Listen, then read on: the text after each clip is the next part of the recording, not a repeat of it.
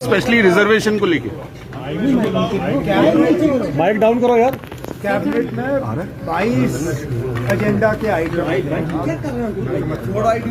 बहुत चीजों पे बात है। द्वारका में नया कश्मीर हाउस देखना यार, माइक डाउन करो ना प्लीज। R&D डिपार्टमेंट में चीफ इंजीनियर की प्रपोजल पे बात हो रही। कोऑपरेटिव सोसाइटीज को किस तरह हम नए सिरे से उनको जिंदा कर सकते हैं, उसके लिए दो तीन एजेंडा आइटम थे। बहुत सी बातें थी। एक आइटम जो है वो रिजर्वेशन को लेके भी था।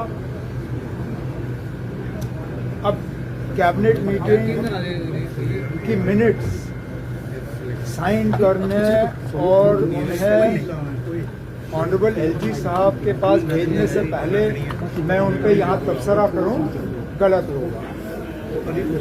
मैं सिर्फ इतना ही कहूँगा कि कोशिश की गई है, जिस तरह हमने लोगों के साथ वादा किया है कि हम इसको थोड़ा सा रैशनलाइज करें।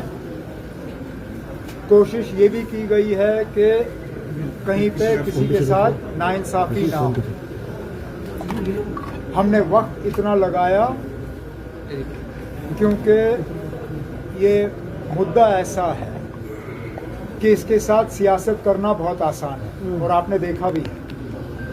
जो लोग कल तक हमें ताने दे रहे थे कि आप लोगों ने रिजर्वेशन पे कुछ नहीं किया, आज हमें धमकियां दे रहे हैं कि अगर ये हुआ तो हम एहतजाज शुरू करेंगे।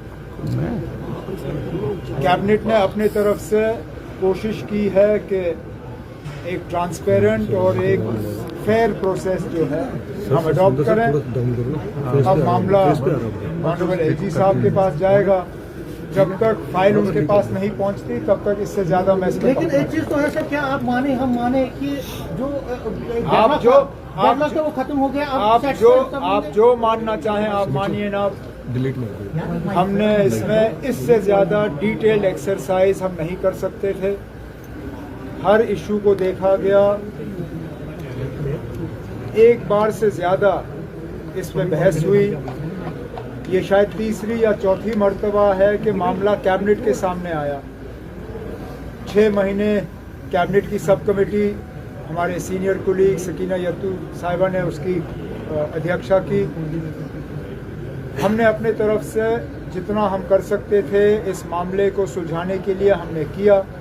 बाकी आगे देखी जाएगी। सर अपोजिशन सर होना चाहिए। आपके दोस्त हैं, मेरे दोस्त जो हैं, जिन दोस्तों का आप जिक्र कर रहे हो, वो शायद ही किसी चीज से सेटिस्फाई हो सकते हैं। ये उनके सेटिस्फैक्शन के लिए हमने नहीं किया। किसी एक आदमी को लगे कि ये उसके लिए है या उसको खुश करने के लिए है, ये उसकी गलतफहमी है। ये किसी एक फर्द के बारे में नहीं है, ये जम्मू कश्मीर के आवाम के बारे में है। और हमारे तरफ से एक कोशिश कि जो हमने अपने मंशूर में एक और वादा किया था, कम से कम उसको हम मुकम्मल करें। सर जो अपोजिशन सर जो प्रोटेस्ट चल रहा है SIR को लेके, अपोजिशन का प्रोटेस्ट चल रहा है, क्या कहेंगे SIR को लेके?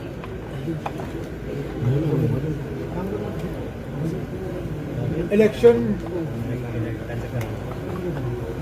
साफ सुथरे हों, ट्रांसपेरेंट हों और किसी को शिकायत की गुंजाइश ना हो, ये इलेक्शन कमीशन की जिम्मेदारी है। अगर SIR को लेके खदशात हैं तो इलेक्शन कमीशन को तमाम पॉलिटिकल पार्टीज को बुला के उन्हें समझाना चाहिए कि ये SIR है क्या चीज़ और इसमें खतरा नहीं है। क्योंकि मैं उन लोगों में से हूँ, मैंने कभी मशीन की चोरी की बात नहीं की है। मैं आज भी नहीं मानता हूँ कि मशीन के जरिए इलेक्शन में चोरी की जा सकती है, लेकिन जरूर कहीं ना कहीं इलेक्शन को मैनिपुलेट किया जा सकता है। अगर आप देखें तो एक हद तक जो यहाँ पे डिलिमिटेशन की गई वो भी इलेक्शन मैनिपुलेशन था। आपने एक पार्टी को खुश करने के लिए जम्मू में 6 सीटें बढ़ाई, और बढ़ाए भी वहाँ जहाँ एक पार्टी को उसका फायदा मिल सकता था। शायद इसलिए एसआईआर को लेके भी हमारे कुछ खदशात हैं। बेहतर यही होगा कि इलेक्शन कमीशन वाले जो हैं हम सबको बुलाएं और हमें समझाएं कि ये एसआईआर है क्या चीज़ और इससे घबराने की जरूरत है। एलओपी दिल्ली गए थे और उन्होंने जेपी नड्डा से बात की है, वो आप कह रहे हैं कि वहाँ गुरुकुल बनना चाहिए। तो बने मैं फिर आप कितनी बार यही सवाल मुझसे करोगे? किसने रोका ना? आप बनाइए गुरुकुल। आपने अगर मजहब के बुनियाद पे सीटों का बंटवारा करना है तो उस जगह को रखिए माइनॉरिटीज के लिए। जो ग्रांट इन एड गवर्नमेंट की तरफ से मिलता है वो पैसा हम कहीं और लगा देंगे, हमें कोई एतराज नहीं है। जो जमीन वहां अलॉट की गई उस जमीन की कीमत आप अदा करिए। जो ग्रांट इन एड आपको मिलता है वो लेना बंद करिए। आप अपनी स्टेटस जो है वो चेंज करिए, एक माइनॉरिटी इंस्टीट्यूशन के तौर पे आप आ जाइए।